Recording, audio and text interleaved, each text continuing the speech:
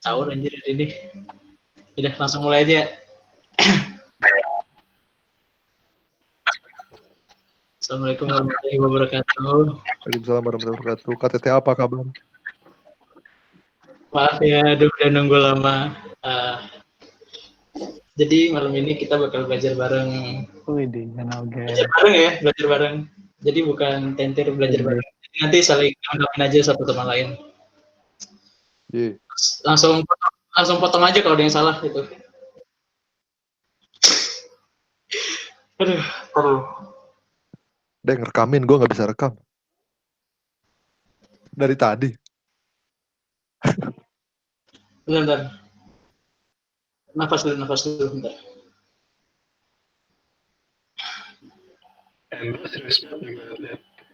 Oke, dah.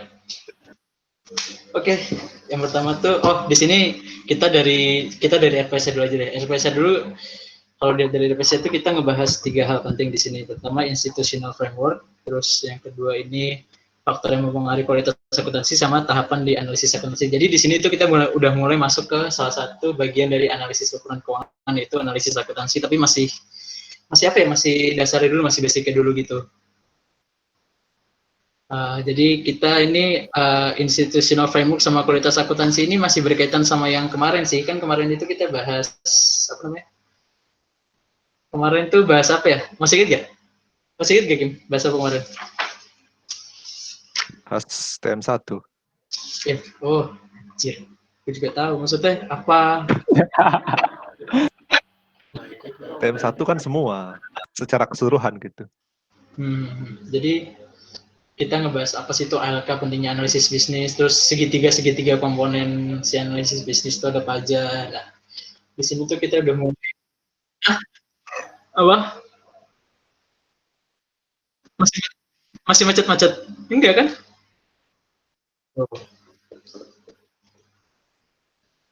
Nah, jadi sekarang institutional framework sama kualitas laporan keuangan, kualitas akuntansi ini, dua-duanya ini ngenopang sih analisis akuntansi. Jadi perlu paham dulu institutional framework-nya sama hal-hal apa aja mengenai kualitas akuntansi sebelum kita menganalisis akuntansi dari bagian laporan keuangan perusahaan.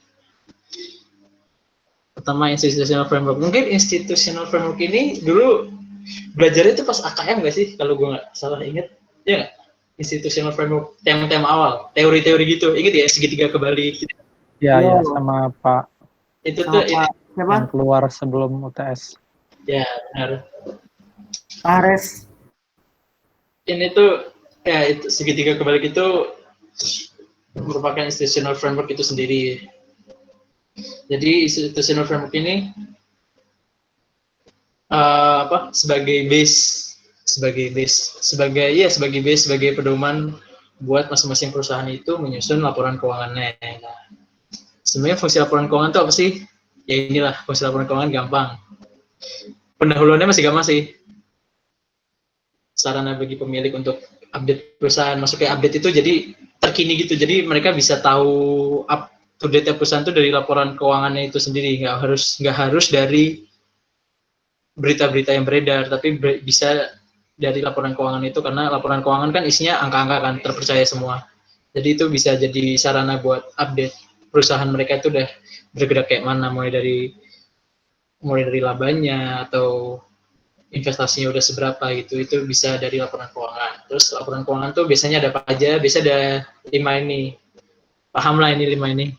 Terus, nah tadi institutional framework itu fungsinya buat evaluasi kualitas laporan keuangan secara efektif. Kan laporan keuangan perusahaan itu fleksibel kan, dia itu menyesuaikan sama bidangnya masing-masing. Jadi setiap industri itu kadang butuh penyesuaian khusus terkait laporan keuangannya. Ada yang di industri A laporan keuangannya gini, tapi di industri B laporan keuangannya kayak gini. Jadi keanekaragaman laporan keuangan ini tuh tetap berdasar pada satu dasar hukum yang sama, yaitu institutional framework. Itu pendahuluannya institutional framework. Jadi kalau di APEM atau SIAP tuh kayak dasar hukum lah gitu, institutional framework. Nah, institutional framework ini fokusnya ke akuntansi aktual. Sebenarnya ini gampang sih, TM2.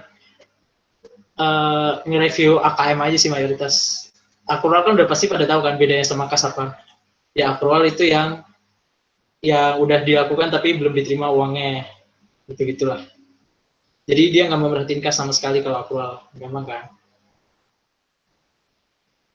Ya, net income sendiri itu kalau sekarang di ALK itu net income itu nggak cuma dipandang sebagai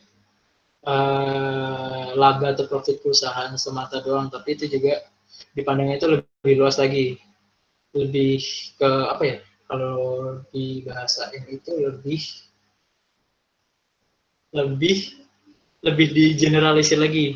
Kalau net income perusahaan segini itu artinya apa sih? Nah gitu. Nah, net income itu indeks kerja periodik perusahaan. Jadi kan laporan laba rugi itu kan dilaporinnya itu setiap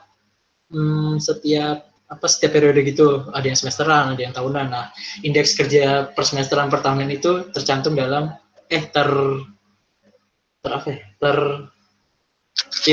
tercantum dalam net income itu sendiri. Itu indeks kerja periodik. Kalau yang transaksi ini udah tahu kan dulu. Nah, apa framework di income statement? Ini kan lagi bahas akuntansi akrual. Akuntansi akrual itu kan terkait pengakuan pendapatan sama pengakuan beban kan. Nah, itu pasti berkaitannya sama net income. Net income itu ada di laporan laba rugi kan. Nah, kita berarti sekarang belajarnya ini dulu institutional framework di income statement.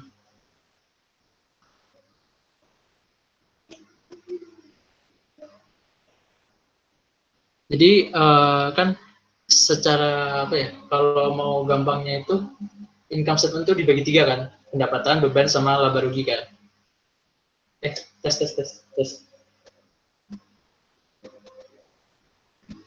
Tes. Iya, ada Ram. Kenapa?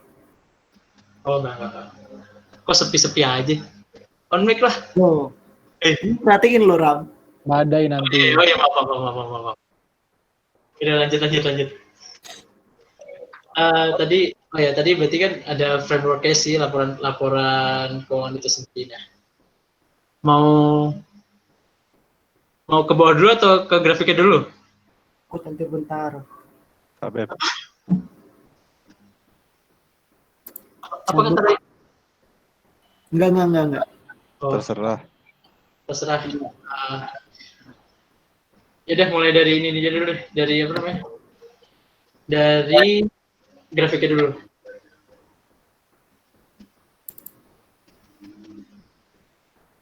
Nah, ini kan kelihatan nih. Pertama dilihat dulu ya sumbu X-nya, inception, growth, maturity, sama decline. Ini itu siklus perusahaan. Jadi perusahaan yang baru menetas, tumbuh, sampai dia udah mulai matur, baru akhirnya dia menurun, udah menua, decline. Lihat yang pertama tuh net income-nya dulu. Net income-nya kan kalau perusahaan yang baru menetas itu kan pasti kecil kan, maksudnya kayak ya dia belum tahu apa-apa gitu. Ya udah, berarti dia kan kecil, lama-lama semakin masuk masa pertumbuhan makin gede. Nah, puncaknya itu udah di maturity ini. Nanti ketika dia udah ada di masa decline, dia menurun lagi net income-nya. Nah, free cash flow ini penjumlahan antara operating cash flow sama investing cash flow. Nah, kenapa operating cash flow?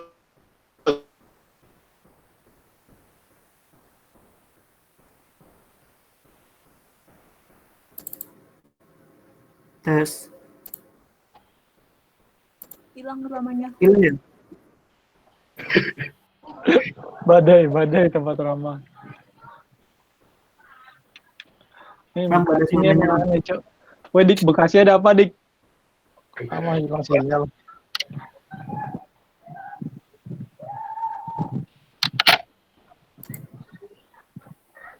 Sadi juga hilang sinyal, Cok. Kayaknya dihujani meteor.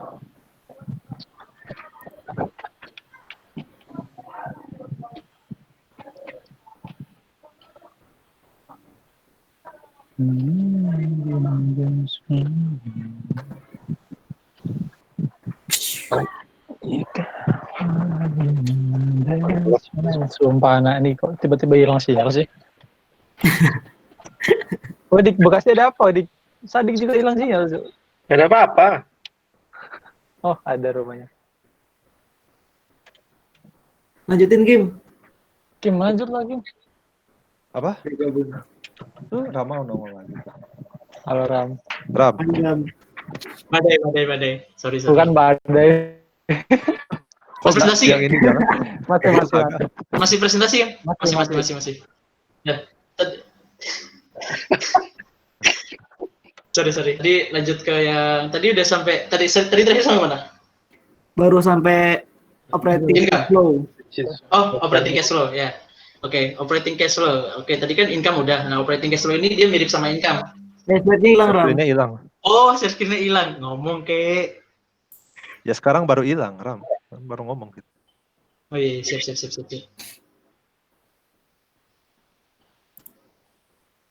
Ramai juga ya.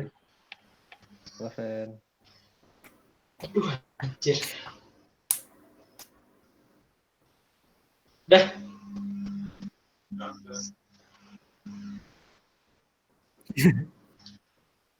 Becer. Udah belum? Ya.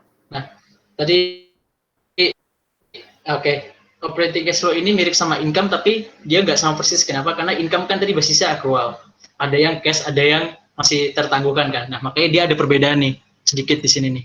Ada marginnya operating cash flow sama income. Itu kenapa dia berbeda? Karena operating cash flow kan basisnya cash, kalau income accrual. Perbedaannya ada di situ. Sama apa peningkatannya sama interception pelan naik, growth makin tinggi di maturity, decline turun lagi. Nah, investing cash flow ini dia berangkatnya dari rendah juga, tapi kenaikannya beda sama si siapa nih? Sama si income dan operating cash flow. Kenapa? Karena investing cash flow ini kan artinya kita perusahaan berinvestasi terus-terusan di aset kan. Nah, artinya ini dia merugi terus. Maksudnya merugi terus ini keluar duit terus maksudnya. Di bawah nol itu maksudnya keluar duit ya, kayak kalau income kan berarti di bawah nol tuh awalnya rugi dulu mungkin gitu kan. Nah, kalau investing cash flow ini sampai dia maturity, sampai dia mencapai di titik maksimal ini, dia masih terus-terusan berinvestasi. Kenapa dia terus-terusan berinvestasi? Tujuannya biar ningkatin operating cash flow sama income ini itu sendiri. Nah, ketika dia udah sampai masa di maturity kan artinya dia udah settle. Settle itu apa ya bahasa Indonesia? Udah nyaman bekerja gitu. Nah, baru dia mulai melakukan divestasi. Divestasi kan berarti dia menjual aset-asetnya kan. Menjual apa yang udah diinvestasiin. Nah, ini makanya dia nanti mendapatkan keuntungan. Nah, ketika dia divestasi, otomatis net income-nya turun. Kenapa? Karena aset yang mengenerate net income itu turun. Ya kan? Bener nggak? Yo.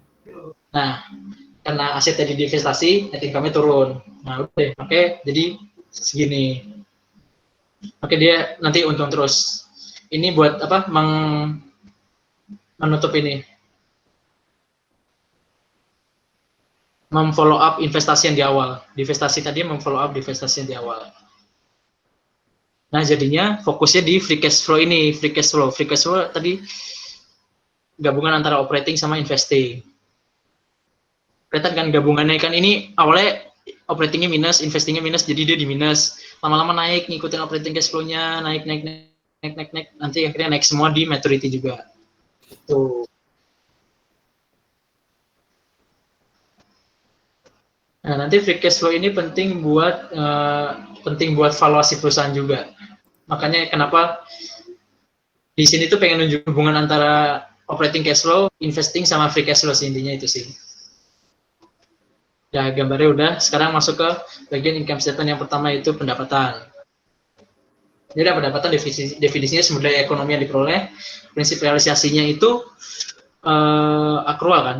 Antara barang dasarnya udah siap dikirim atau telah diterima pembayaran secara kas atau udah dapat kepastian. Ini gampang. Beban kebalikannya dari pendapatan, SDN digunakan, prinsip pemadanan dengan konservatisme. Jadi ada beberapa jenis ada beberapa pengelompokan beban di laporan keuangan itu. Yang pertama itu biaya yang langsung terkait dengan pendapatan. Maksudnya yang terkait dengan pendapatan itu contohnya paling gampang itu kalau misalkan kita penjualan gitu, perusahaan manufaktur, berarti terkait sama pendapatan kan joges, nah gitu misalkan itu contoh bebannya. Terus biaya yang berhubungan dengan manfaat periode saat ini. Nah, maksudnya yang berhubungan dengan manfaat periode saat ini tuh, jadi ketika kita terima manfaat saat ini tapi duitnya itu keluarnya nanti, itu tetap kita harus akui beban kan. Nah, itu maksudnya yang berhubungan dengan manfaat periode saat ini. Jadi yang kita lihat itu kebermanfaatannya, bukan dibayarnya kapan.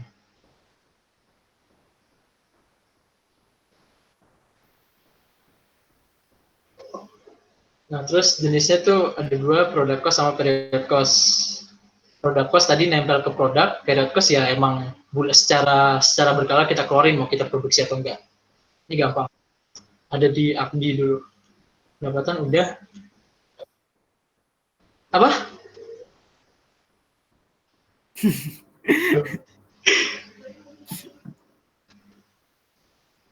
Nah, sekarang kalau udah ada pendapatan, udah ada beban. Nah, berarti kalau ada mereka berdua pasti ada laba atau rugi kan? Karena tinggal diselisihin aja. Nah, ini net income itu gabungan dari operating cash flow sama accrual, bener kan? Karena tadi operating income, net income kan ini nih. Dia itu gabungan dari operating cash flow tambah yang accrual. Karena operating cash flow itu kan akuntansi kas kan? Accrual ya accrual. Nah, makanya net income itu gabungan dari keduanya. Gitu. Jadi kalau di sini tuh ada apa lagi ya? Bentar, dulu pada. Oh, nggak ada deh. Nggak jadi. Nah, itu dari akuntansi accrual di mana namanya? Di income statement. Ada yang mau ditanya dulu nggak? Income statement, akuntansi accrual di income statement. Sebelum pindah ke balance sheet. Gampang kan?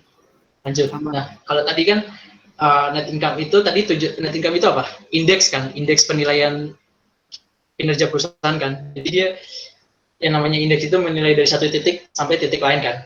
Jadi dia ada range ya, ada rentangnya. Makanya kalau di net income itu tulisan itu for the year ended bla bla bla bla bla gitu kan. Artinya dari yang year ended dulu sampai year ended yang berikutnya. Itu yang namanya net income kan. Nah, kalau balance sheet beda. Kalau balance sheet itu balance sheet itu ringkasan akhirnya, ringkasan kondisi perusahaan di satu titik.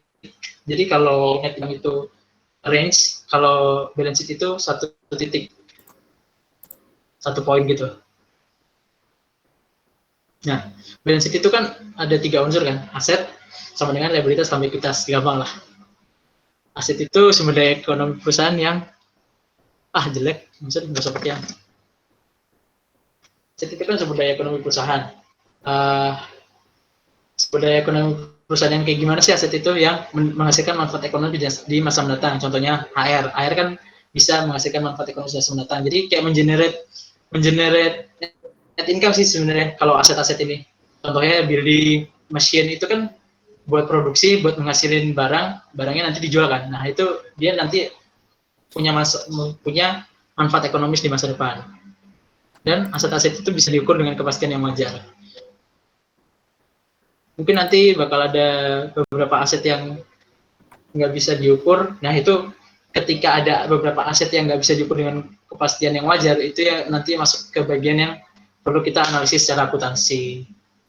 Makanya nanti kita analisis balance sheet, analisis income statement di TM3 yang kita sebut recasting financial statement. Begitu. Ini aset udah, terus sekarang kita ke sisi kredit yang pertama, liabilitas. Nah, liabilitas itu kewajiban yang datang dari masa lalu. Jadi ini masa lalu yang datang lagi di masa sekarang buat harus kita lunasin gitu loh janjinya. Mantan. Kayak gitu. Nah, jadi kewajiban apa? Putus lagi. Putus. Halo? Oh, kenapa? Ulang. Yang barusan. Pelan-pelan. Oh, pelan-pelan. Maaf. Ulang. Oh, ulang. Oke. Liabilitas itu. Oke, sekarang kita ke sisi kredit yang pertama itu liabilitas. Liabilitas itu apa ya? Liabilitas itu kayak janji masa lalu yang harus kita bayar sekarang. Jadi di masa lalu tuh kita punya utang, punya janji yang harus kita lunasin sekarang atau di masa depan. Ya, kriterianya udah tahu kita janji sama siapa, sama kapan kita harus bayar janjinya. Udah pasti kan. Kalau nggak ada yang janji ke kita ngapain punya utang, kan nggak bisa kan, harus ada subjek sama time-nya, keterangannya. Nah itu dari sisi kredit yang pertama. Sisi kredit yang kedua itu ekuitas, ya udah gampang, itu selisih aset sama liabilitas kan, yaitu modal pertama perusahaan berdiri. Jadi ketika perusahaan pertama kali berdiri, antara dia mau lewat utang atau lewat cash, pasti pasangannya sama ekuitas, karena dia modal perusahaan awal kan. Nah, itu sekilas tentang balance sheet. Sekarang itu kemana? Oh, keunggulan akrual dibanding kas. Oh ya. Jadi tadi kan udah dijelasin akrual itu kan beda sama kas kan. Ini perbedaannya tadi ada di sini kan. Kalau akrual itu dicatat itu walaupun belum ada kas yang masuk pun kas yang keluar. Nah, apa sih keunggulannya pakai akrual dibanding kas? Ada 3. Yang pertama, kinerja, kondisi, sama prediksi arus kas masa depan. Kinerja keuangan, otomatis kalau kita ngakuin hal yang belum kita terima kasih tapi udah kita lakuin, kan itu artinya apa namanya, up to date dengan kinerja kita kan. Maksudnya itu sejalan dengan kinerja kita. Jadi misalkan kita udah kerja tapi belum dikasih duit, kan itu kita nyatetnya harusnya kalau berdasarkan kinerja kan artinya kita udah melakukan kinerja itu kan, kita udah ngelakuin beban kan, kita udah ngelakuin pendapatan kan harusnya. Nah tapi belum dapat kas. Nah kalau di kas kan nggak diakuin. Nah tapi kalau di akrual tuh diakuin. Nah makanya itu keunggulan yang pertama itu evaluasi terkait laba di net income itu lebih unggul karena lebih menggambarkan kinerja yang sesungguhnya terkait melakukan pendapatan maupun melakukan biaya. Itu terkait kinerja. Kebayang ya, kinerja tuh yang udah kita lakuin tapi belum ada feedbacknya. Nah kalau di akrual tuh dihitung. Itu keunggulan yang pertama. Nah masih berkaitan nih sama kinerja. Kalau kita udah melakukan sesuatu tapi belum dibayar. Nah itu kan harusnya itu kan kalau kita ngerjain apapun itu kan harus balance kan. Kalau kita ngasih kita juga harus dapat. Nah tapi kita belum dapat kas. Nah tapi kita harus mengakui sesuatu kan. Nah yang kita dapat ini itu namanya account receivable lah kalau gampangnya di konsep laba. Jadi kita nggak dapat kas tapi kita dapat account receivable. Posisinya dua-duanya sama-sama aset kan. Nah jadi kita keluar tenaga tapi kita juga dapat sesuatu. Nah kan balance. Nah itu jadinya akrual itu bisa tetap merefleksikan kondisi keuangan yang sebenarnya. Kan tadi kalau pakai sistem kas juga bisa sih merefleksikan kondisi keuangan sebenarnya, tapi dia nggak bisa menggambarkan kinerja karena tadi kan kas itu sama-sama menambah aset kan, kas sama AR kan menambah aset, namun beda di posnya aja. Nah jadi kondisi keuangannya juga lebih unggul di akrual sih karena kasnya itu asetnya sama-sama nambah, cuman kasnya enggak karena mereka di convertible bukan di kas. Itu keunggulan di kondisi keuangan si akrual. Jadinya kondisi keuangannya mungkin secara kas dia lebih rendah tapi kondisi asetnya sama gitu. Nah kenapa si akrual itu bisa memprediksi arus kas masa depan lebih unggul dibanding arus kas sekarang? Karena tadi misalkan masih nyambung sama yang ilustrasi tadi, misalkan lu kerja tapi belum dapat bayaran, kan akhirnya lu dibayar pakai account receivable. Kalau sistem kas, lu dibayar pakai kas kan sekarang kan. Nah, otomatis di masa mendatang lu pasti bakal dapat kas dari receivable itu kan. Tapi kalau yang pakai sistem kas, lu nggak bakal dapat kas lagi di masa depan karena udah dapat sekarang. Nah itu dia lebih memprediksi lebih jitu di masa depan. Karena kas yang harusnya diperoleh di masa depan tuh udah diakuin sekarang, udah di booking lah istilahnya, udah dipesan. Iya masa depan lu kasih gua kas ya segini ya. Nah, gue nyatetnya sekarang air dulu gitu. Jadi prediksi kas masa depan lebih pasti. Bener kan? Karena kasnya belum dikasihnya nanti bukan sekarang. Itu yang disebut konsekuensi di masa depan. Jadinya kita bisa mengaitkan kas masuk kas keluar dengan lebih baik. Kenapa lebih baik? Karena tadi kita udah misalkan kita buat ngelakuin pekerjaan tadi kita ngeluarin kasnya sekarang. Nah, ketika kita menggunakan akrual, nanti kita kas masuknya itu di masa depan, bukan di masa sekarang. Nah, jadi kaitan antara kas masuk sama kas keluarnya lebih apa lebih logis di prinsip akrual. Nah, ya jadi itu tadi ada 3 keunggulan akrual dibanding sistem kas. Ada yang mau ditanyain dulu nggak?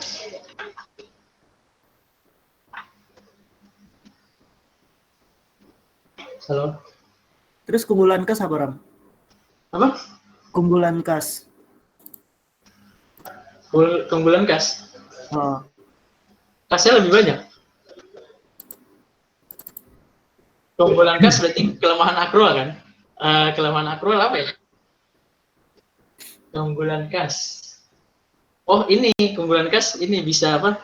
Menarik bisa dipakai buat ini sih, menarik investor gitu. Contoh kayak yang Garuda gitu kemarin kan. Jadi bisa aja pakai, kan dia harusnya itu nggak diakuin dulu kan, tapi dia diakuin sekarang seolah dia pakai apa namanya? Kalau Garuda kemarin kan akrual yang diakuin jadi kas ya, salah. Kalau Ini nggak sih kelebihan kas tuh? Dia lebih merefleksikan kenyataan kondisi keuangan perusahaannya dibandingkan akrual, karena dia nggak ngakuin transaksi yang yang kayak yang akrual gitu kan. Akrual kan kadang kan cuma nilai-nilai tanpa arti doang, kayak di Mankeu dulu kan ada tuh prinsipnya cash flow is the apalah itu, lupa gua. Pokoknya ada yang cash flow itu yang utama gitu ya kan. Iya. Itu ada Iya lagi benar. lain. Ya, kalau gua sih itu kelebihannya. oke, lanjut, Ram. Kan, mungkin coba yang dilihat perusahaan itu akrual atau kas? Kayaknya lebih ke laba nggak sih? Yang dilihat perusahaan tuh sebenarnya lebih ke kasnya sih, karena percuma labanya gede tapi akun receivable semua gitu. Ya kan, karena nanti ketika evaluasi perusahaan sendiri pun pakainya tuh arus kas. Gitu. Jadi ketika nanti kita menilai suatu perusahaan tuh tetap akrual itu dipertimbangin buat analisis akuntansi. Tapi arus kas juga punya ruang tersendiri yang menentukan nilai perusahaan di kondisi saat ini, terutama dari arus kas operasi ya kalau nggak salah. Itu yang paling penting sih, operasi investasi. Itu ya harus balance lah. Oh nanti ada penjelasannya kalau akrual sama kas itu sebenarnya saling melengkapi. Jadi nanti nilainya benar-benar, nilai intrinsiknya nanti benar-benar mencerminkan perusahaan itu sendiri gitu. Kalau dari kas sama akrual. Mantap, thank you Ryan, thank you Hakim. Ada yang mau nanya nggak? Dedeng, Sadik, biasanya Sadik nanya nih.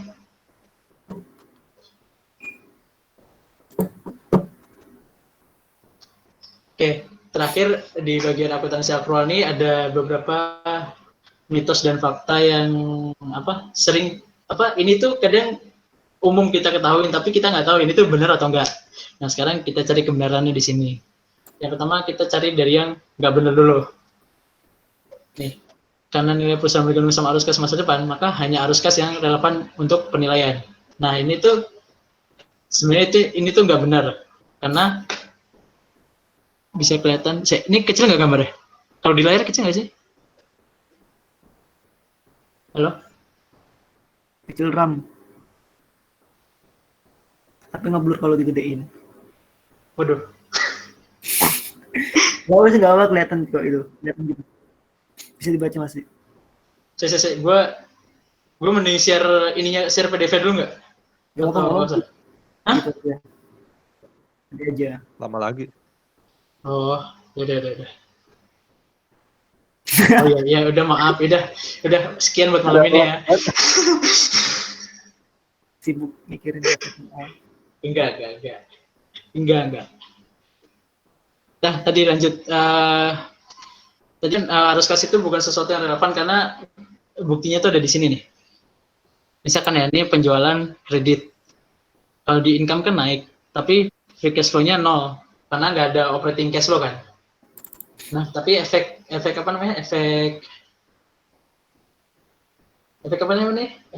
nilai ke perusahaan itu naik.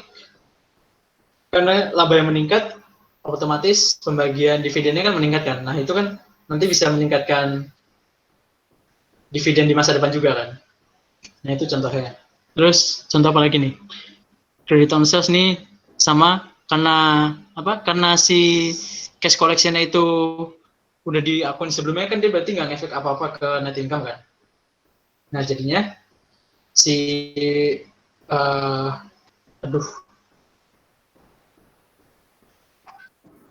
jadinya si nilai perusahaannya yang terkait dividen tadi nggak pengaruh karena udah diakui sebelumnya. Ini cuma terima kas doang, jadi nggak terlalu pengaruh. Nah, jadinya kan nilai perusahaan itu kan bisa kita sebut tuh arus kas masa depan kan, kayak yang tadi udah dibilang. Kalau yang dilihat itu arus kas kita di masa depan, bukan ke laba masa depannya. Nah gitu kan. Tapi arus kas masa depan itu dilihat dari laba saat ini, bukan arus kas saat ini. Gitu kuncinya. Coba dari 3 persamaan ini bisa dilihat kan kombinasinya berarti ini kan jadinya kan. Mungkin ada yang mau ditanya dari yang jenis-jenis transaksi ini kenapa bisa sama, kenapa bisa beda gitu?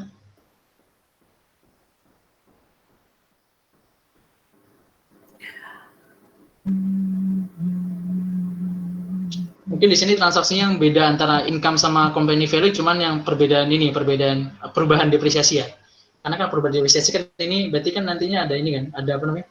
Ada penurunan kan, penurunan Income. Nah, tapi kalau di company value dilihat dulu tujuan dia nurunin depresiasi ini apa? Apakah emang karena kebutuhan industri atau emang peraturan begitu kan? Nggak bisa serta-merta langsung turun kan? Tapi harus dianalisis dulu.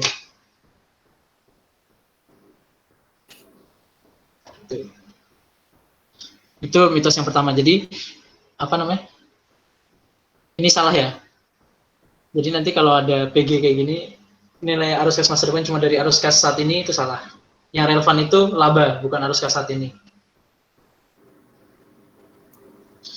Lanjut ke mitos yang kedua, semua arus kas memiliki nilai relevan. Salah. Enggak semua arus kas itu nilainya itu mencerminkan kondisi perusahaan yang sebenarnya. Kenapa begitu? Karena ada beberapa arus kas itu yang justru dia mempunyai hubungan negatif atau dia mempunyai pengaruh sama sekali. Contoh yang punya hubungan negatif itu gini, misalkan kan kita kalau ngeluarin modal, kan berarti harusnya ada kas keluar kan. Harusnya kan kalau kas keluar berarti hubungan relevannya nilainya turun kan. Nah tapi kan kalau pengeluaran modal itu kan justru menambah nilai perusahaan karena kita nambah ekuitas kan. Itu contoh yang berhubungan negatif. Terus kalau contoh yang tidak mengurangi nilai itu tadi misalkan ada kas dari pelunasan piutang, sales on credit tadi.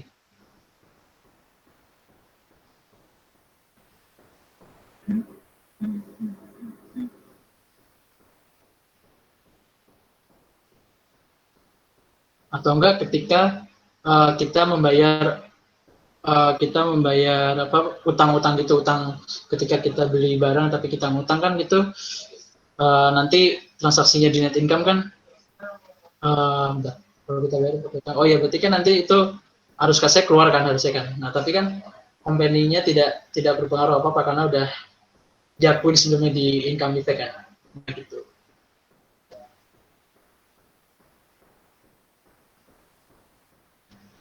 Coba, ini pelan-pelan gak apa ya? Yang semua arus kas memiliki nilai relevan, ada yang mau ditanya nggak?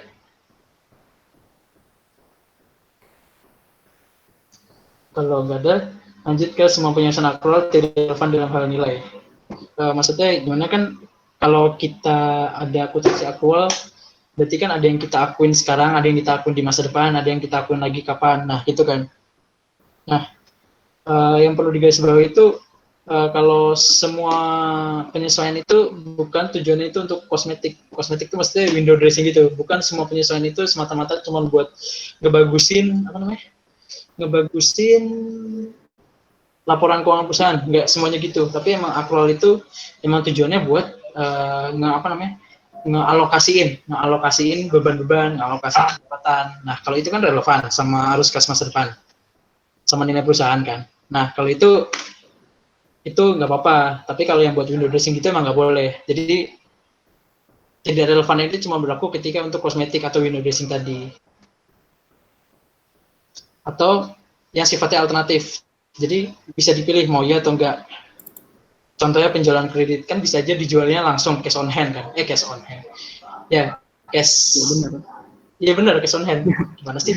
Aduh. Ya bisa dijual cash on hand kan? Kenapa harus kredit? Nah itu kan kalau kredit nanti butuh penyesuaian lagi. Nah jadi yang sifatnya alternatif itu emang nggak relevan.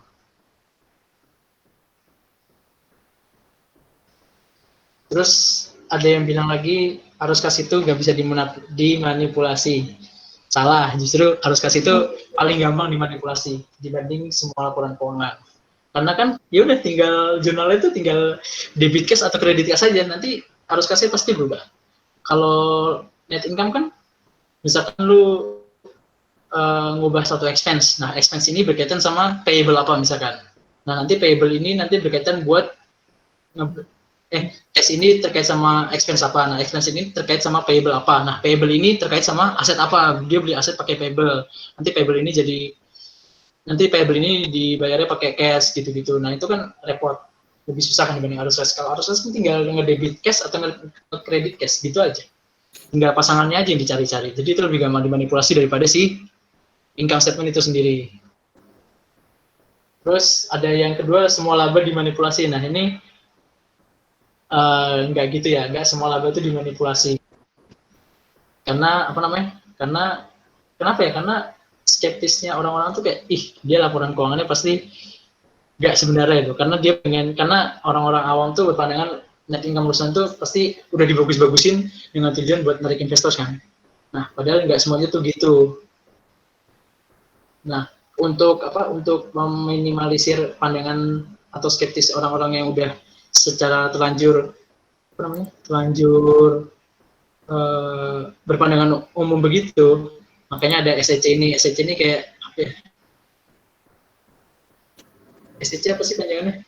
Ya pokoknya kayak lembaga keamanannya gitulah. Dia yang lembaga hukumnya gitu kalau dia yang nyimpang-nyimpang gitu. SEC namanya. Kayak OJK ya? Ya, benar OJK. Ini OJK aja deh.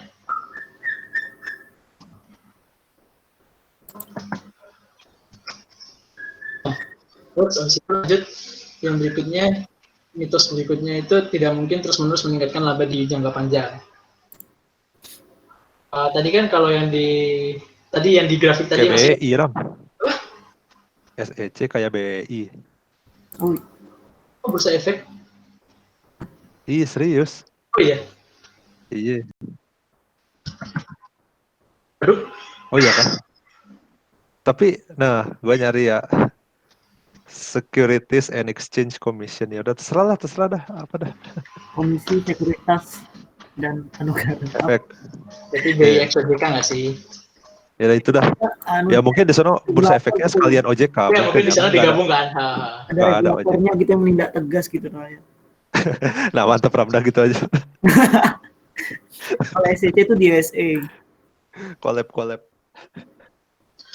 Nah tadi lanjut, tidak mungkin terus-menerus meningkatkan laba di jangka panjang. Tadi kan kalau masih ingat grafiknya, income kan grafiknya tuh kayak, kayak apa ya bahasa halusnya? Kayak bukan kayak ini, kayak jantung. Apa sih itu? Kayak denyut jantung kan? Scanners nggak sih? Astagfirullah, dia nggak boleh gitu. Nah gitu kan bentuknya kan ada kondisi di bawah, terus ada naiknya, terus ada turun lagi kan. Nah itu tuh dia bilang nggak mungkin, emang begitu, nggak mungkin ningkatin laba terus di masa jangka panjang. Tapi ini tuh salah. Bisa sebenarnya ningkatin laba terus di jangka panjang tuh ada dua cara. Yang pertama manajemen laba agresif. Ya udah, kalau manajemen laba agresif dia ningkatin kinerja, ningkatin semua pengakuan. Contohnya dia nggak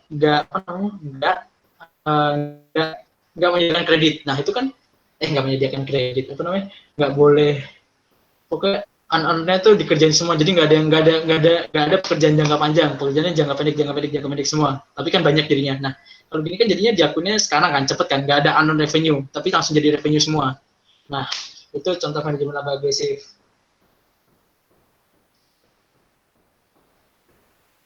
Terus contoh yang cara yang kedua itu lewat big bet. Big bet ini mandi besar kan. Nah ini tuh bener kan? Mandi wajib. Itu lebih besar gitu loh bahasanya. Kayak Lanjut. lanjut. Nah big bet itu maksudnya penghapusan aset dalam neraca karena periode yang buruk. Jadi kita tuh ngakuin semua beban, kan semua beban tuh diakuin ya. Kalau tadi kan kebalikannya, kalau tadi kan ngakuin laba secara agresif, kalau ini ngakuin expense secara agresif biar ruginya tuh gede di sekarang doang, tapi di masa depan expense yang seharusnya terjadi di masa depan itu bisa dicicil di masa sekarang melalui big bet ini. Jadinya expense di masa depan kan berkurang. Kalau expense di masa depan berkurang, jadinya income-nya naik kan, benar nggak? Biar Iya, kelihatan. benar-benar. Ya biar kelihatannya seolah-olah kita sekarang tuh lagi growth. Nyambung nggak? Tadi kan kita lagi growth kan, seolah-olah kan. Jadi kita seolah-olah kenapa jadi big bet ini seolah-olah biar kita grow terus. Nah, karena kita dianggap sekarang di posisi growth karena big bet ini, nanti ketika masa depan itu expense-nya kecil tapi income-nya tetap, nah jadinya kan marginnya makin gede kan. Nah, itu nanti kita pelan-pelan naik ke kondisi apa tadi? Growth, maturity. Jadi nanti kondisi maturity-nya lebih lama, bener nggak? Benar-benar. Nah, itu tujuannya. Apa? Boleh lah. Kan nggak menunjukkan realisasinya sebenarnya, nggak boleh. Nah, gitu. Dan itu beberapa mitos tadi. Nah, jadi kalau udah dikecilin gini, bisa pada nge-review sendiri nih, bisa cerita sendiri. Kenapa sih semua harus memiliki nilai relevan? Kenapa mitos? Udah lu ngomong sendiri dah. Nah, gitu.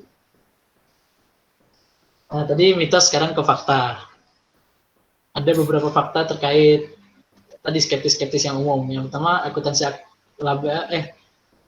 akrual itu lebih rendah dibanding kas. Bener kan? Tadi udah dijelasin kan? Kita semua juga udah tahu karena lebih menggambarkan kondisi keuangan sebenarnya kan. Terus arus kas lebih andal dibanding akrual. Lebih andal di sini itu dalam arti ini nyatanya gitu, nyata. Ada buktinya. Kas bisa dipegang nih, kas duit nih bisa diputer. Kalau air kan nggak bisa diputer kan, susah kan. Nah jadi ini lebih reliable arus kas dibanding akrual. Nah tapi tadi hubungannya yang atas gimana? Kalau atas dibilangnya akrual lebih relevan dibanding kas, tapi yang di bawah lebih andal. Nah di sini makanya hadir arus kas sama akuntansi laba yang akrual itu saling melengkapi. Tapi apa ruginya bukan rugi apa sih, resikonya arus kas ini ya dia gampang diubah kayak yang tadi gue bilang, tinggal ngedebit kas, kredit kas, selesai, lu udah berhasil memanipulasi arus kas.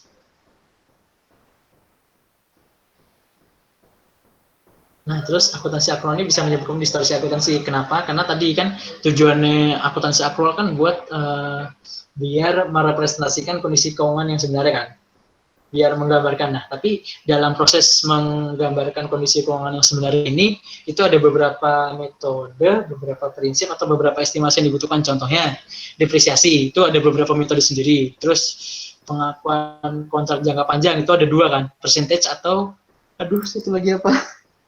Percentage atau satu lagi lah. Cost recovery ya. Cost recovery, nah itu kan ada beberapa metode sendiri. Nah, setiap perusahaan tuh dikasih kebebasan, dikasih fleksibilitas buat milih yang mana.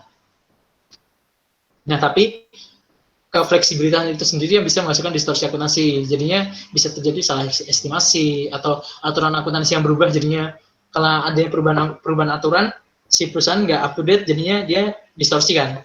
Apa yang selama ini dia jalanin ternyata nggak sesuai aturan, nah gitu. Nah, tujuannya itu bukan tujuan, karena efek dari adanya kefleksibilitasan masing-masing perusahaan buat milih asumsi, buat milih metode, itu dalam satu industri itu kadang nggak bisa saling comparable, nggak bisa saling dibandingin, gitu. Terus nanti bisa juga muncul masalah konsistensi, maksudnya itu kadang dia buat tadi ada hubungannya sama ini sih, sama manajemen laba agresif. Misalkan dia pengen ningkatin laba, biar gue ningkatin laba berarti gue harus nurunin expense. Cara nurunin expense, metode mana yang paling mantap ya buat nurunin expense ya. Nah, dia nanti ngubah metode perusahaan sekarang jadi metode yang paling bagus buat nurunin expense itu. Nah, itu jadinya dia nggak konsisten. Itu sih minusnya akuntansi akrual, sumber distorsi akuntansi. Makanya itu ada analisis laporan keuangan, karena kita pakai akrual gitu. Coba nggak ada akuntansi akrual? Aduh. Dendeng. Rem, Deng. Oke, tadi udah 3 fakta kan.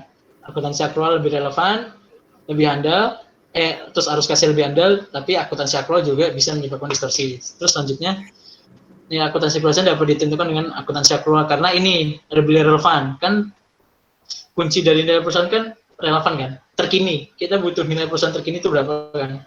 Nah, makanya itu kita butuh ngejumlahin nilai buku saat ini sama diskonto sisa laba masa depan. Nanti ini bakal dijelasin lebih lanjut sih. Sisa laba masa depan udah kan kemarin kan, residual income. Sorry, kok lebih lanjut. Kemarin, itu ya, yang rumus-rumus kemarin. Kan ada. Belum ada ya? Ada. Tem 1 itu.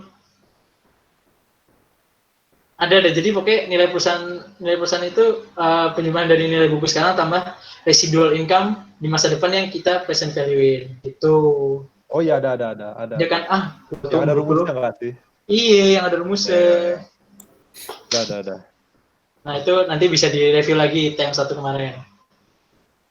Dah, mitos dan fakta selesai. Ada yang mau ditanyain nggak? Atau ada yang mau nambahin mitos? Ada yang mau nambahin fakta? Atau ada yang nggak tahu ini mitos atau fakta apa? Mitos matkul KTTA keluar tuh mitos tuh. Aduh. Nggak tahu. Aku tentor, nggak tahu. Apa? Nggak tahu, ntar gue tanya anak KTTA deh. Nah, lu kan anak KTTA. Nggak tahu. Wisuda offline mitos. Enggak, pokoknya yaudah kalau KTT ditunggu aja tapi nggak ada perubahan waktu, itu aja sih. Nggak ada perubahan waktu. Ya jadi Deadline kayaknya diundur. nggak ada berubah, ngerjainnya lebih cepat berarti. Undur larang. Udah biasa kan, kesalahan siapa yang nanggung siapa udah biasa nggak sih? Iya. Kesannya apa? Kesan lembaga. Ini direkam nggak? Direkam. Anjir, direkam. Ayo, Ram. Ayo. Ya udahlah. Kirim ke BA. Enggak. Bukan kesalahan siapa, maksudnya kondisi yang sulit kan. Iya, Ram. Iya. Masa ya? Udah lanjut ke delegasi pelaporan pada manajemen. Nah, tadi kan institutional framework ini ngatur laporan keuangan perusahaan kan. Nah, siapa sih yang bertugas bikin laporan keuangan perusahaan itu? Yaitu manajemen. Nah, kalau nggak kenapa gini aja deh. Waktu itu gue pernah nanya siapa ya? Hakim kalau nggak salah. Kalau gitu kenapa nggak yang bikin laporan keuangan auditor aja biar nggak ada audit, biar nggak ada. Nggak ada ditanya kayak gitu kemarin. Nggak ada. Nggak ada nanya ya? Duh, gue nanya siapa ya? Lupa gue. Kalau nggak gue nanya. Kenapa kalau gitu? Tapi ya benar, kenapa nggak auditor aja yang bikin? Kenapa capek-capek harus dipisahin manajer? Ntar baru ada auditor lagi. Terlalu jujur. Oh, kalau auditor ntar siapa yang ngecek, Ram? Boleh lah. Auditor udah benar. Kalau auditor yang bikin berarti kan nggak perlu dicek gitu loh maksudnya. Loh, ya enggak lah. Kalau misalnya dia yang bikin tetap aja. Siapa yang ngecek ayo? Iya, dia nggak perlu dicek lagi karena dia udah pasti benar kan. Lu ngapain? Gue juga. Orang bisa nilai kesalahan tuh gara-gara orang lain yang nilai, bukan diri sendiri. Hanya Tuhan yang maha benar, Ram. Nggak ada auditor maha benar, nggak ada itu. Ya udah, oke, itu boleh. Tapi ada lagi alasan lain. Terus lanjut. Tadi Eva kata lain. Manajemen lebih tahu apa yang diperlukan buat dilaporkan di luar sama yang di dalam. Dikit lagi. Aduh. Beda aktivitas dong. Nggak gitu dong.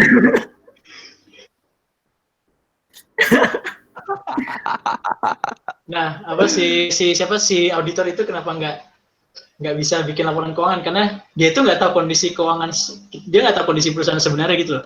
Kan yang sehari-hari berinteraksi sama perusahaan kan manajer kan, yang tahu strategi, yang tahu tujuan, yang tahu program. Itu kan manajer bukan auditor kan? Iya kan? Nah, Iya. si auditor ini kalau ditanya proses bisnis perusahaan tuh dia pelangap-pelongo, tapi kalau ditanya akuntansinya jago deh. Oh, Nah, itu kenapa si auditor tuh nggak boleh bikin, karena dia nggak tahu apa-apa sebenarnya, dia cuma jago format doang, nggak tahu isinya gitu. oh, Jadi dia kopong sebenarnya. Berarti hebat manajer ya? Iya, sebenarnya lebih hebat manajer, tapi manajer itu, nantilah dibahas lebih lanjut. Oke. Nah, LK yang wajib tadi udah ada kan, ada 5. Apa tugas manajer tadi? Penilaian tepat untuk menggambarkan transaksi yang besar, menganalisis informasi jadi laporan keuangan. Tujuan goalnya itu laporan keuangan. diwarnain dong Rap, Nah, biar hah? biar mantep. Aduh, Doraemon. nggak usah. Canda. Nah, kan tadi udah gue bilang kan, sebenarnya yang paling jago kan laporan keuangan itu main di format kan, main di standar kan, main di ilmu kan. Nah, itu kan sebenarnya yang jago si auditor kan. Nah, ketika orang yang paling jago ini nggak ikut sertain buat bikin laporan keuangan, tapi sebagai analis doang. Nah, tapi kan akhirnya si manajer ini yang nggak terlalu jago akuntansi ini mempunyai beberapa nilai minus terkait pembuatan laporan keuangannya. Karena dalam laporan keuangan yang dibikin sama si manajer ini punya tujuan lain. Kan kalau tujuannya si auditor kan jelas kan, karena dia udah disumpah jabatan juga. Dia bakal ngelaporin laporan sejujur-jujurnya. Nah, kalau si manajer kan nggak ada sumpah manajer kan? Atau ada tapi gue nggak tahu. Kontrak sih. Kayak kontrak kan. Nah, si manajer ini karena nggak punya sumpah terkait peraturan akuntansi itu sendiri, makanya dia punya tujuan yang berbeda jalan dengan auditor. Tujuan manajer ini kan untuk keberlangsungan perusahaan. Keberlangsungan perusahaan itu datangnya dari investor. Nah, berarti tujuan manajer untuk menyenangkan investor gitu. Cara menyenangkan investor gimana? Dengan menghasilkan dividen yang tinggi. Dividen yang tinggi datang dari laba yang tinggi. Makanya itu ada distorsi laba atau laba yang nggak sesuai sama kenyataannya. Begitu kerugiannya. Nah, sekarang gimana caranya kita menanggulangi distorsi laba yang ditimbulkan dari manajer ini? Coba, yang internal itu ada peningkatan karir sama peningkatan gaji. Peningkatan karir itu maksudnya mungkin si manajer ini dikasih jaminan dia bakal menjabat lebih lama kalau dia nggak melakukan kecurangan atau hasil auditnya bagus, atau ada peningkatan gaji atau insentif. Mungkin yang internal kita udah tahu, yang eksternal berarti tadi aturan akuntansi yang digunakan oleh auditor. Dan juga ada sistem hukum untuk perseleksian. Jadi misalkan auditor ngomong gini tapi manajernya bersikukuh gini, ribut, berantem, itu ada sistem hukumnya yang mengatur nantinya gitu. Dan gitu sih terkait laporan keuangan kenapa dibikin sama manajer. Penjelasannya gini, kenapa harus manajer positifnya manajer apa, kekurangan manajer apa, terus cara ngurangin kekurangan itu apa, ya gitu semua. Nah tadi kan salah satu cara buat nanggulangin nilai negatif dari distorsi laba manajer kan ada pakai standar kan. Nah sekarang kita bahas standar akuntansi, standar pelaporan keuangan.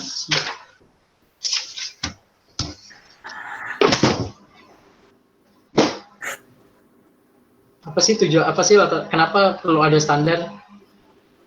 Karena tadi investor luar nggak tahu seberapa fleksibel akuntansi perusahaan. Kan tadi standar itu kan kaku, rigid, yang dibikin sama JASB itu kan cuma umum, general. Nah yang general ini dirigidin, tapi secara khususnya atau secara pelaporan keuangan per perusahaannya itu dia fleksibel, menyesuaikan kondisi sama industri masing-masing perusahaan. Nah karena investor luar tuh nggak tahu seberapa fleksibel si manajer menggunakan standar yang udah ada ini, menggunakan peraturan yang berlaku, makanya perlu ada patokan umumnya buat menyamaratakan fleksibilitas ini gitu. Tujuannya tadi membatasi distorsi laba, menyampaikan informasi kuantitatif kinerja perusahaan dengan prinsip pengungkapan. Jadi tahu apa aja yang perlu diungkapin, apa aja yang nggak perlu gitu. Jelas lah strukturnya. Terus setelah masing-masing pos sudah disajikan nilainya, terus kita juga harus kasih tahu nih kalau nilai kuantitatif yang di state itu punya kualitas seberapa. Nah, asumsi kualitasnya ini, kualitas dari kuantitatif ini disajikan dalam beberapa bentuk, yaitu bisa lewat asumsi, kebijakan, atau ketidakpastian perusahaan. Itu jadi kenapa ada standar udah, tujuan dari standar juga udah. Sekarang siapa sih yang bikin standar? Ya udah, IASB. IASB itu, IASB cari sendirilah panjangannya. International Accountant Standard Board. Jadi papan Tapi katanya cari sendiri. Iya. Nah, produk yang terkenal dari IASB ini, IASB benar. IASB itu produknya IFRS, International Finance Reporting System, standar. Ya, standar. Nah, gitulah. Nah, sekarang tadi kan di sini tadi gue state kan tujuannya ada standar ini karena investor luar tuh nggak tahu seberapa fleksibel. Nah, kalau gitu kenapa nggak si perusahaan tuh sama ratein aja pukul rata semua udah pakai konsep umum aja, pakai cara pelaporan yang sama. Jadi nggak perlu repot-repot ada standar gitu. Jadi investor luar tuh langsung tahu karena mereka satu standar kan, satu kunci jawaban lah intinya gitu, satu kunci jawaban. Kalau gini kan fleksibel, berarti kan jawabannya bisa beda-beda kan. Nah, gitu. Kenapa nggak diseragamin? Coba sebelum gue buka, mungkin ada yang mau berpendapat nggak? Kenapa nggak diseragamin? Ya mungkin di masing-masing negara tuh punya regulasi macam-macam. Punya apa? Punya regulasi yang berbeda-beda setiap negara. Indonesia yang berlaku PSAK kan, bukan IFRS. Betul. Mantap. Nah, jadi tadi yang dibilang Ryan itu udah betul. Nanti kita bahas yang dibilang Ryan itu ada di bagian keuntungan atau di bagian kerugian ya. Jadi ketika si akuntansi itu diseragamkan, itu ada dua hal yang muncul, untung sama rugi. Keuntungan itu tadi meningkatkan kredibilitas karena nggak mungkin ada distorsi lagi kan, karena standarnya udah jelas, nggak mungkin salah kan, nggak mungkin salah laporan. Tapi kerugiannya tadi kurang fleksibel untuk merefleksikan kegiatan bisnisnya tadi yang dibilang Ryan. Kan setiap negara tuh kadang punya peraturan sendiri, punya ruang lingkup industri yang berbeda. Jadi kan itu kadang industri satu sama industri lain kan kegiatan bisnisnya beda. Satu negara sama negara lain industrinya beda juga kan. Contohnya misalkan Brunei kan fokusnya di minyak bumi. Singapura fokusnya di apa ya? Ya gitulah, pokoknya beda. Singapura teknologi, nah itu kan beda kan kegiatan bisnisnya. Nah itu jadi kurang fleksibel. Kalau disamaratain antara Singapura sama Brunei, misalkan gitu. Nah, terus ketika harus diseragamkan, berarti kan namanya aja diseragamkan, berarti yang berbeda seragam dibuat jadi satu seragam, benar kan? Nah itu juga perlu pengorbanan sumber daya ekonomi, pengorbanan sumber daya ekonomi untuk menyeragamkan standar akuntansi perusahaan masing-masing. Jadi ada dua kerugian, satu keuntungan. Keputusannya perlu diseragam nggak kalau dua rugi satu untung? Enggak. Iya betul. Ya kamu untungnya ngasih satu, Ram. Iya sih.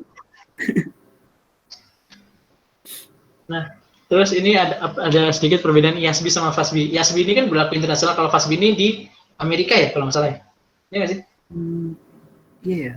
Iya, FASB ini di Amerika. Perbedaannya itu ada dua di ruang interpretasi sama pendekatan. Ini mungkin nggak terlalu material banget, cuma sekedar tahu aja sih. Bisa dilihat sendiri sih. Karena FASB itu lebih kaku, lebih rigid. Kalau IASB ini lebih fleksibel, lebih umum gitu. Karena mereka punya beda pendekatan. Kalau FASB pendekatan berbasis aturan, IASB pendekatan berbasis prinsip. Gitu. Udah, itu dari standar pelaporan keuangan perusahaan. Jadi tahu kan kenapa ada standar, kenapa nggak bisa disamaratain standarnya. Terus siapa sih yang bikin standar? Terus tadi ada perbedaan IASB sama FASB sekilas. Udah, sekarang lanjut ke audit eksternal. Tadi kan setelah cara menanggulangi menanggulangi distorsi, ada yang dari luar kan, yang dari luar tadi pakai standar, terus yang kedua pakai audit eksternal kan. Nah, definisinya tadi ya udah berarti verifikasi LK gitu-gitulah.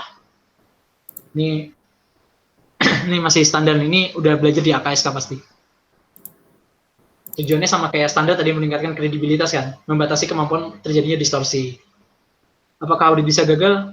Bisa, karena audit nggak bisa mereview seluruh transaksi, karena ada transaksi yang audit itu tidak memberikan pendapat karena kekurangan bukti gitu.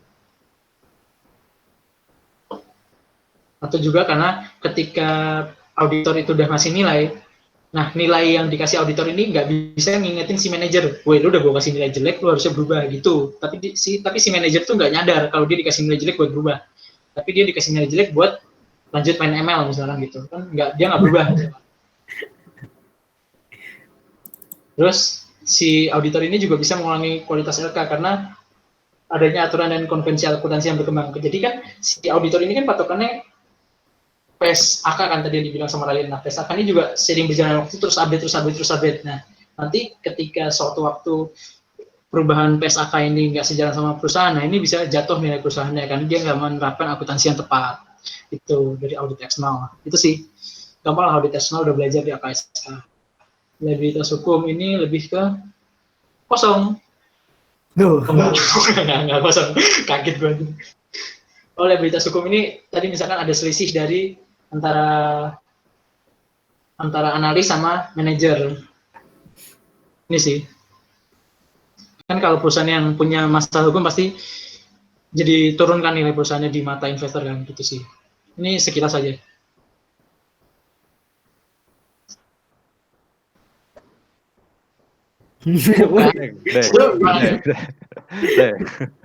Orang yang melakukan analisis itu analisator atau analisis? Analis. Bener dong. Dedek lu tanggepin, Ram. Aduh. Gak apa-apa, gue kangen sama lu semua, sumpah. Mau stiker deng. Nah, ini jadi selain ada audit eksternal, kita juga ada Dewan Pengawasan Publik. Nah, mungkin di Indonesia apa ya namanya Dewan Pengawasan Publik ya? Ada yang tahu nggak? OJK. DPP. FPI. Front pengawas. OJK. Soalnya kalau di sini contohnya SEC, ya OJK. Kalau di Indonesia namanya OJK ya. Ombudsman itu pengawasan pelayanan publik. Oh, ombudsman ya. Oh iya, ombudsman. Ombudsman sama OJK beda kan? Beda. Tapi lebih ke ombudsman sih ku cari ini. Oh iya, ombudsman. Istrinya siapa berarti? Tanda Budswoman. Waduh. Lanjut. Pengawasan publik kan tadi kita harus tahu dulu apa itu Dewan Pengawasan Publik kan. Tugas dari Dewan Pengawasan Publik itu tadi contohnya ombudsman itu dia mereview perusahaan itu dan juga menindak. Jadi dia itu bekerjanya itu sama kayak auditor, tapi enggak. Kalau auditor kan diminta perusahaan buat menilai secara langsung kan. Tapi kalau ombudsman ini dia nanti ada di sini dibahas. Gimana caranya ombudsman ini melakukan penilaian? Dia itu melakukan sampling. Yang di sampling ini ada 4 variabel ini. Jadi dia bukan asal pilih sih, sampling itu apa ya? Dia ya berarti dari masing-masing industri misalkan dipilih beberapa gitu, di sampling. Ram beda, Ram OJK, Ram ternyata Ram. Oh, OJK kan? Oh ya, OJK. Ombudsman itu pelayanan publik. Oh, pelayanan. Ini masih pemerintah kayaknya. Oh ya. Oke, berarti tadi yang DPP-nya gue terus deh. Kalau di Indonesia itu berarti OJK. Nah, si OJK ini kalau dia mau investigasi ini pakai sampling dari masing-masing industri dipilih berapa gitu. Nah, habis dia milih perusahaan itu dia ngecek pakai variabel ini, kapitalisasi perdagangan, harga sahamnya, kecenderungan penerbitan saham baru sama keikutsertaan perusahaan di indeks di IHSG. Terus apa sih dampak dari investigasi OJK ini? Ide juga seperti auditor tadi, seperti kekurangan dari auditor tadi, dia itu bisa mengurangi nilai perusahaan di mata publik karena krisis kredibilitas tadi. Jadi di sini tuh nilai perusahaan itu sejalan sama kredibilitas perusahaan. Semakin nilai perusahaan tinggi, kredibilitasnya makin bagus. Kredibilitas makin bagus, berarti investor makin mau kan, makin percaya. Oh, nih perusahaan ini oke. Nah, gitu. Cara koneksinya gitu. Oke, institutional framework selesai. Ada yang mau ditanya dulu nggak? Anjir sejam. Aduh.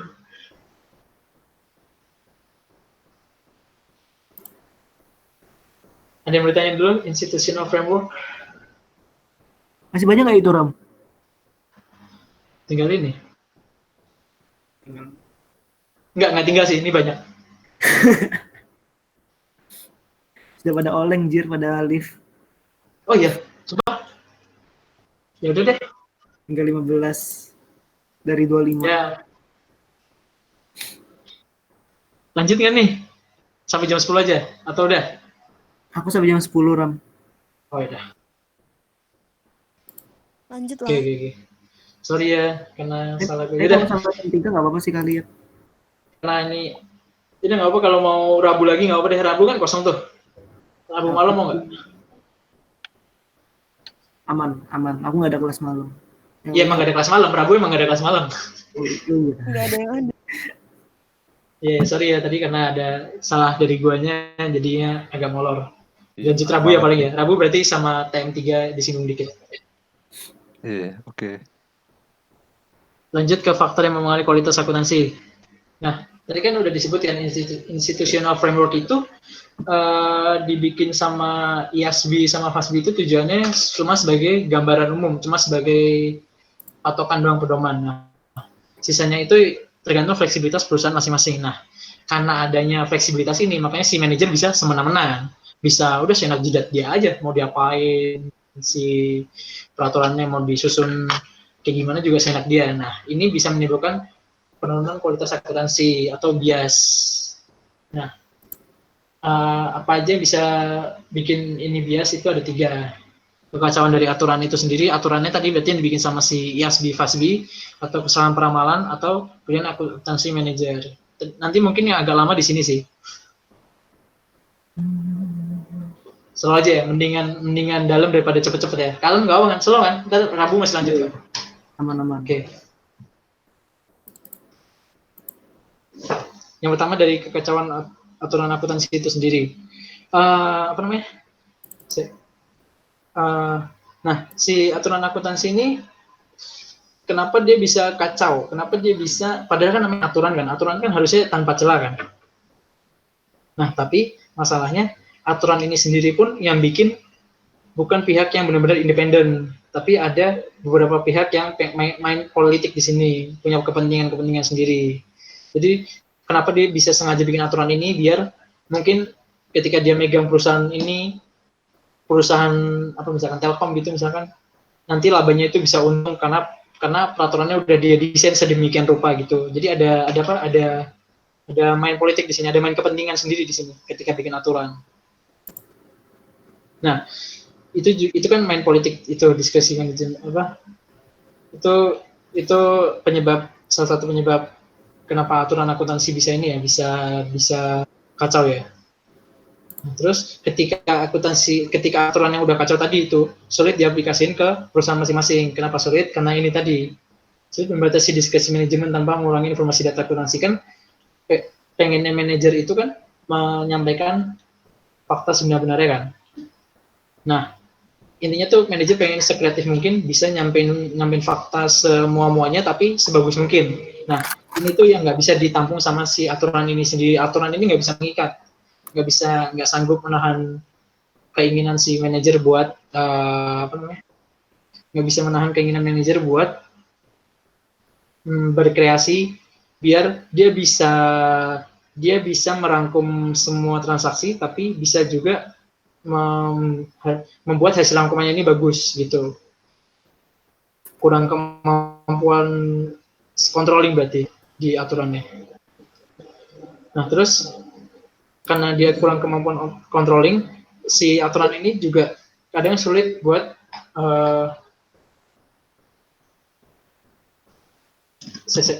ulang. Karena tadi si manajer ini berkreasi, kenapa sih manajer itu bisa berkreasi sedemikian rupa buat menerjemahkan transaksinya? Karena aturan itu sendiri kurang dalam membahas transaksi yang pengen dia kreasiin, bener gak?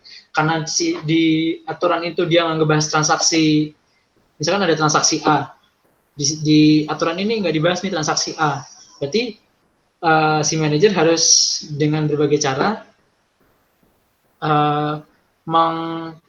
mengambil asumsi, mengambil kebijakan terkait aturan-aturan yang ada biar bisa relate ke transaksi A ini sendiri. Jadi nggak ada benar-benar aturan yang langsung mengikat ke transaksi A gitu loh. Jadi pakai interpretasi manajemen itu sendiri. Nah, jadi kalau gitu kan standarnya nggak bagus buat menangkap si transaksi A itu tadi. Contohnya apa? Contohnya IS38 ini nanti bisa dicari. IS38 itu tentang apa ya? Ada yang tahu? Apa, Rom? IS38. Lupa gue. Oke, lanjut. Lanjut ke tadi masalah yang pertama udah kan kekacauan dari aturan akuntansi. Aturan akuntansi itu dari proses pembentukannya aja udah nggak independen kan, karena ada kepentingan politik. Nah, ketika udah jadi pun dia punya beberapa kendalanya tadi yang udah disebutin, karena nggak bisa nerjemahin semuanya sama nggak bisa ngebatasin kreativitas manajemen. Selanjutnya kita ke sumber yang kedua, yaitu kesalahan peramalan. Intangible, Ram. Oh, intangible ya. Oh ini berarti intangible ini berarti terkaitan ini biaya R&D, research development. Kan kalau intangible itu kan ada. Oh ya, contoh itu contoh aturan yang kacau nih. Kan si intangible ini kan baru diakuin kalau dia udah feasibility. Ini tidak feasibility. Teknologi feasibility.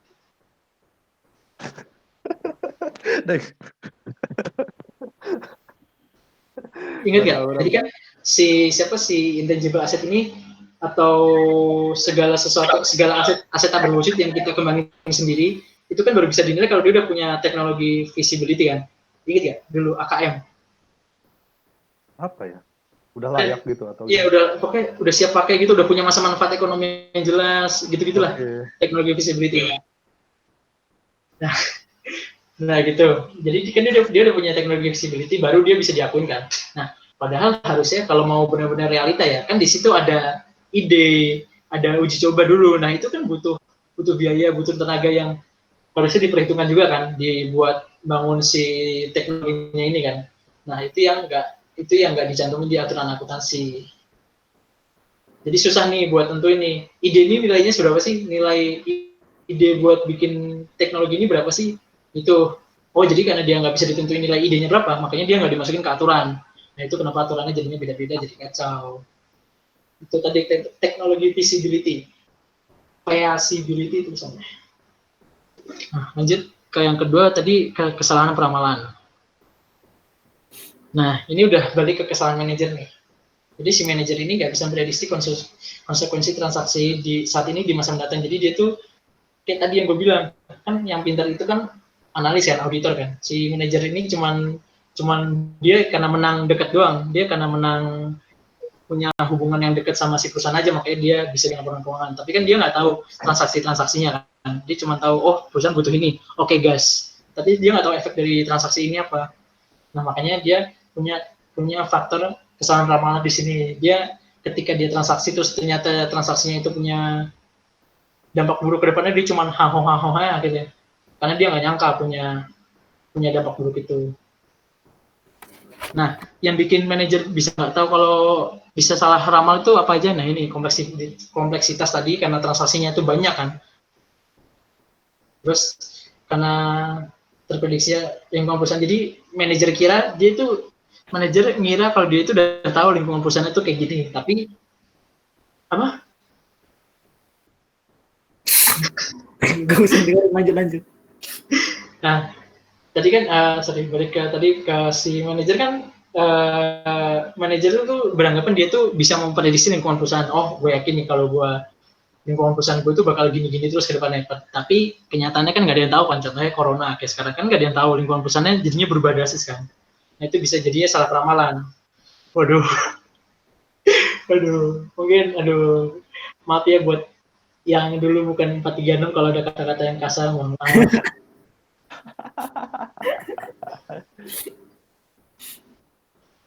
Nah jadi gitu, jadi si manajer ini nggak nyangka kalau lingkungan perusahaannya bakal berubah sedrastis ini. Contoh misalkan bulan Januari itu ada perusahaan yang berencana bangun gedung ini, udah investasi jangka panjang, tapi tahu ada corona ini, nah udah hancur lah investasinya. Berarti kan dia nggak bisa prediksi dengan jelas kan. Nah itu dia salah peramalan. Terus juga terkait sama perubahan ekonomi tidak terduga tadi, ketika corona menyebabkan ekonomi turun berakibat ke supply demand perusahaan, jadinya demand-nya turun, ketika supply-nya tetap, jadinya rugi, gitu, kesalahan peramalan, gitu sih, dari kekacauan aturan sama kesalahan peramalan. Coba dari dua ini dulu ada yang mau ditanyain nggak, sebelum masuk ke yang bagian paling panjang ini?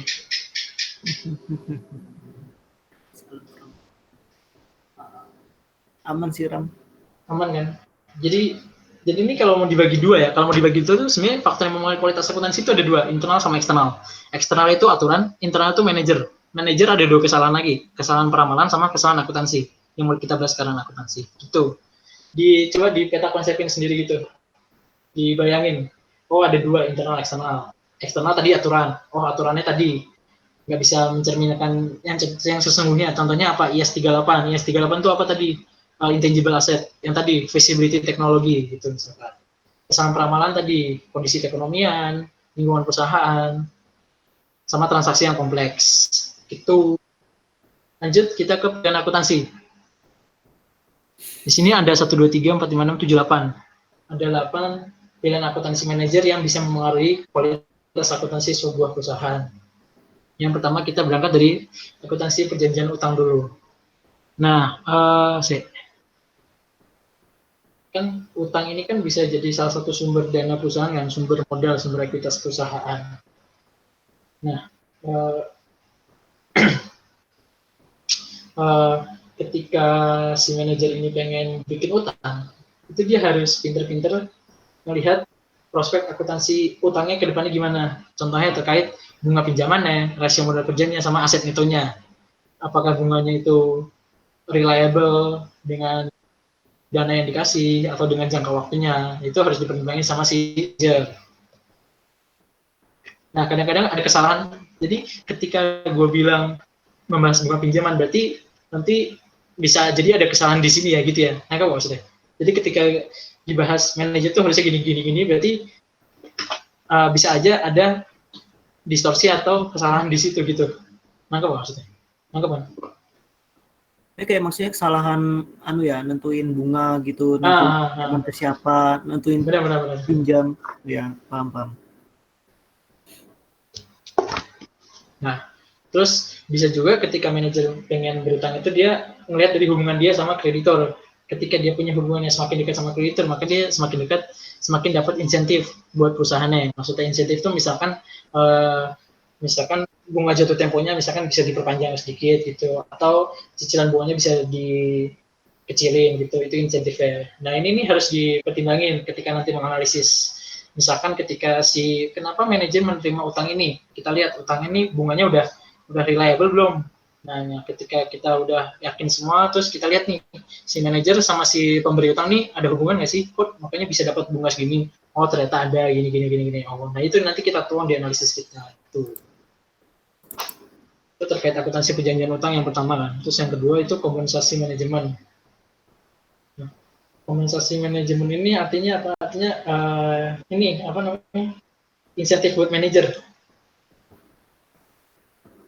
Nah, insentif buat manajer, kan manajer tadi biar dia bisa bekerja bagus, biar dia bisa memuaskan si investor tadi, dia harus dikasih apa ya? Dikasih lecutan gitu, dikasih akselerasi, dikasih tambahan tenaga. Nah, tenaganya ini berupa kompensasi atau insentif ini. Bentuknya tuh bisa ada 3, kompensasi tadi berupa insentif, tambahan gaji, gitu-gitu, atau keamanan. Keamanan ini maksudnya bisa keamanan jabatan. Jadi dia dijamin nggak bakal turun gitu misalkan. Atau pemberian opsi saham. Jadi dia bakal punya kesempatan buat jadi investor nantinya. Jadi dia bisa punya kepemilikan perusahaan dia itu sendiri. Jadi dia selain bisa jadi manajer, punya opsi saham juga tuh. Bayangin enak banget tuh. Kompensasinya. Nah itu tadi udah faktor kedua kan, kompensasi. Terus faktor ketiga, kompensasi pengendalian korporat. Nah kan ini kita bahas ke ini si korporasi, lebih ke bahas perusahaannya. Ketika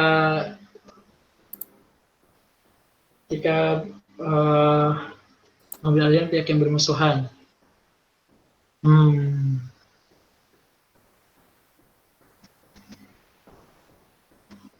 Bentar. Oh ini apa namanya? Ketika manajer kan satu perusahaan tuh punya manajemennya masing-masing kan.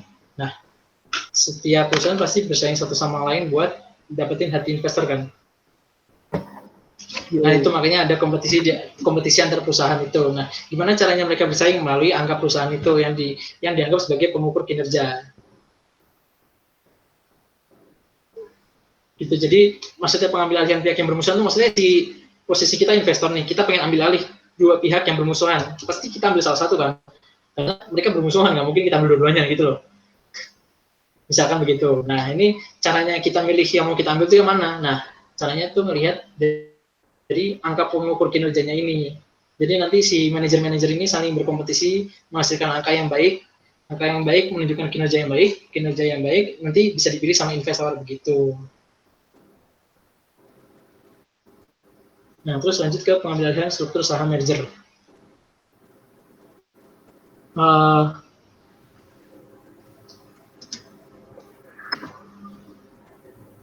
ada juga perusahaan-perusahaan itu yang berpikiran gini manajernya, oh kan dia udah tahu nih, gue bakal merger sama dia, gue bakal gabung sama dia. Kalau tadi kan mereka musuhan gabung, kali ini dia udah tahu bakal jadi satu gitu. Nah, biar dia itu untung, jadi mereka udah mau jadi satu, masih aja mau nyari untung. Nah, dia itu sengaja melebih-lebihkan kinerjanya atau melebih-lebihkan nilai perusahaan dia nantinya. Jadi ketika merger, posisi dia itu posisi perusahaan yang lebih kuat dibanding perusahaan yang lainnya. Nah, jadinya kan berarti nanti rasio pertukaran sahamnya lebih gede si yang nilainya lebih tinggi kan. Nah, jadinya itu ketika manajer memilih keputusan buat lebih-lebihkan kinerja, ini yang perlu dianalisis lebih dalam di ALK. Karena itu sebenarnya nggak boleh, harusnya padanya kan. Rasio pertukaran sahamnya jadinya nggak fair gitu.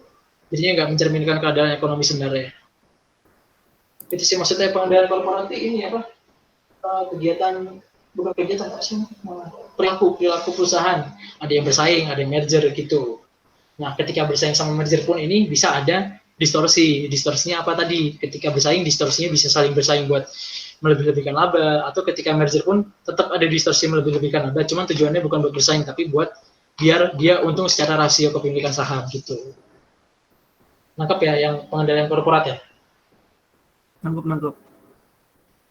Lanjut ke pertimbangan pajak. Ini dikit sih. Nah, kan kita kemarin di perpajakan dulu udah belajar kan, wajib pajak badan. Nah, itu kan ada laporan keuangan sama laporan pajak kan, beda kan? Ada konsolidasi, ingat ya? Yo.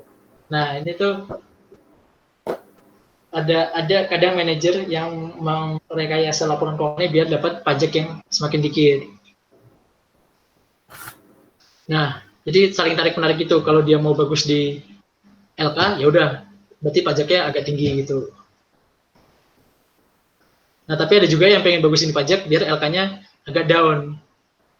Contohnya apa nih? Jadi misalkan dia kondisinya rugi nih.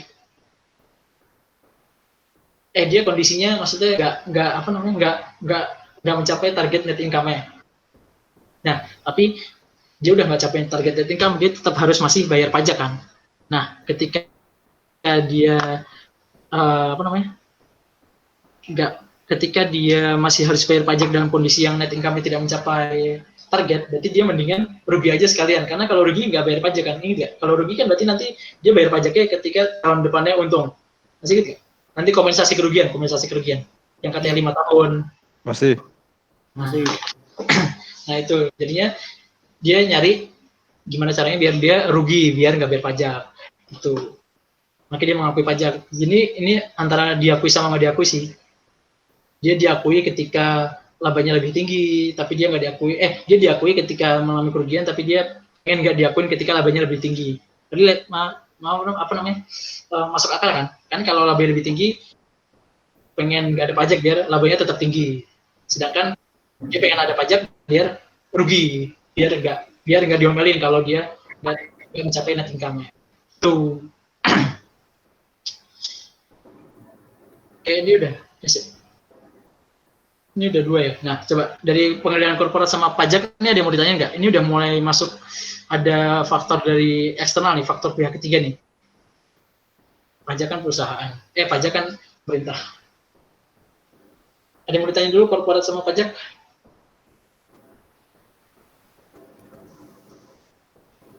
Kalau nggak ada lanjut ke regulator. Regulator ya udah yang bikin peraturan terkait perusahaan, terkait pajak, terkait akuntansi. Nah ini jadi pertimbangan regulator.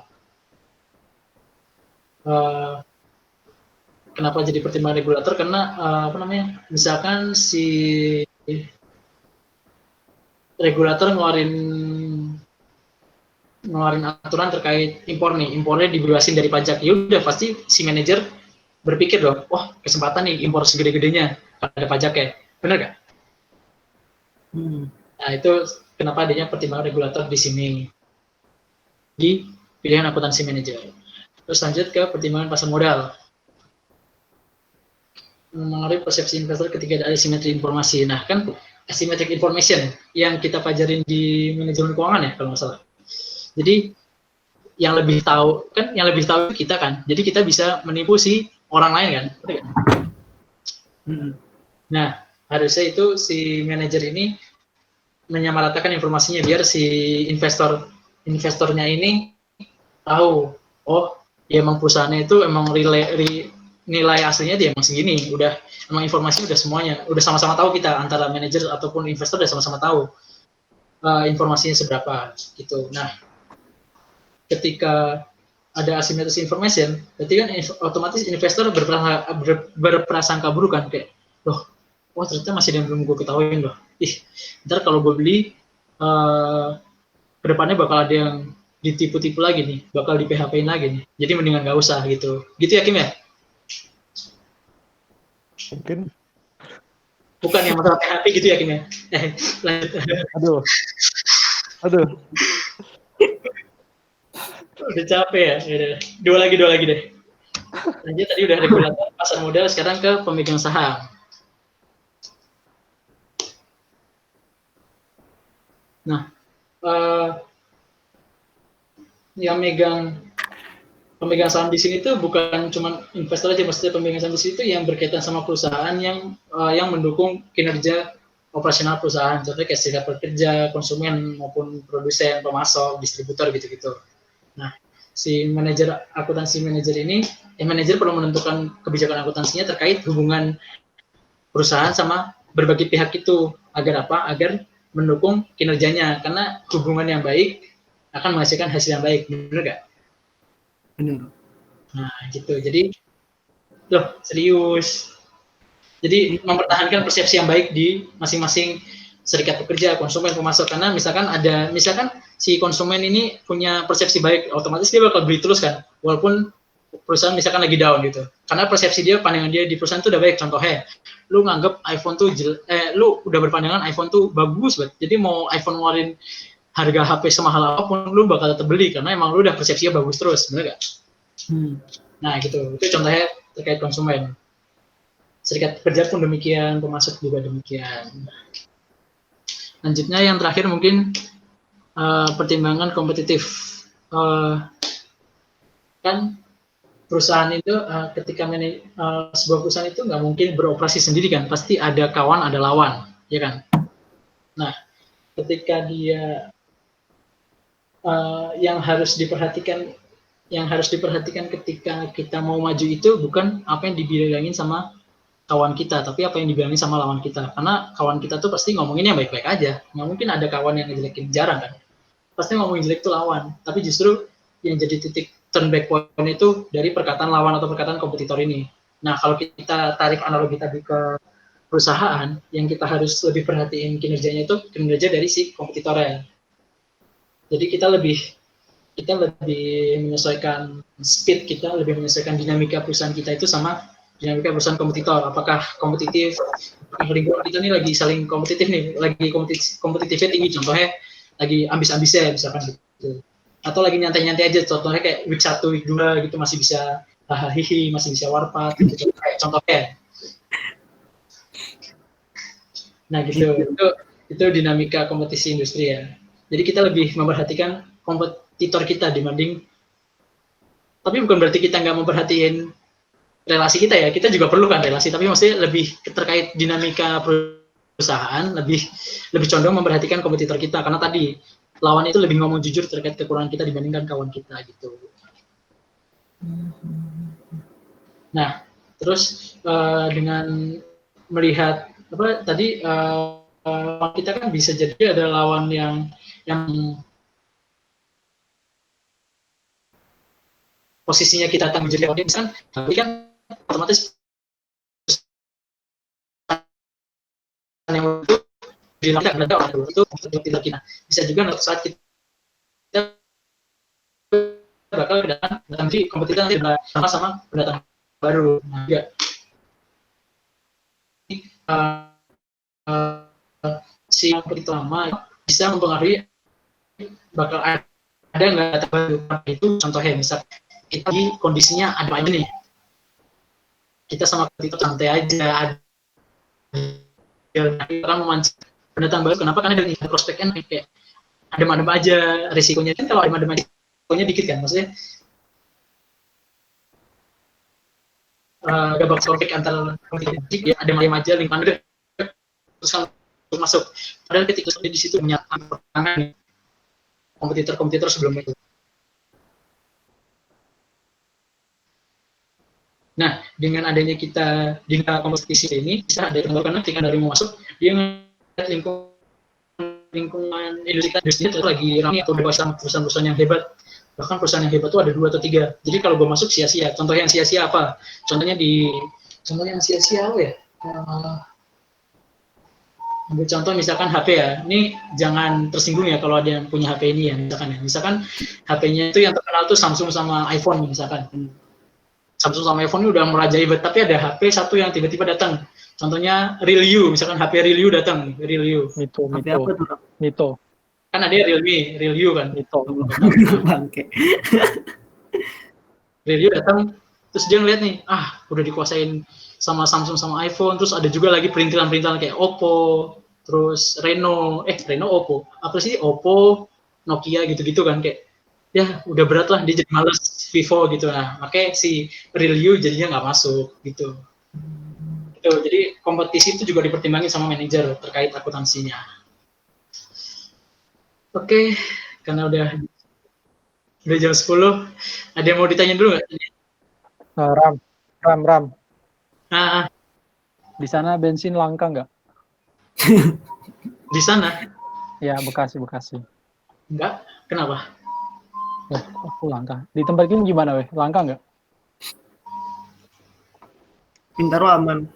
Tempatku langka cuk. Mungkin ntar nih PDF gue share dulu kali ya. Biar ntar Rabu tinggal lanjutin. Gas. Iya betul. Maaf ya hari ini telat setengah jam. Rabu nggak tahu sih telat berapa jam tapi desain nggak telat. Sumpah gue usahain nggak telat. Weh beneran kok bisa langka di sini? Di sana enggak? Enggak lah. Biasa Sekarang enggak Batam gini. ini nggak sih kena biaya masuk? Iya. Tapi kan nggak ngaruh ke ini minyak. Wes, udah potong rambut, mentang-mentang jadi ketua kelas, jadi panutan. Apa kan dulu?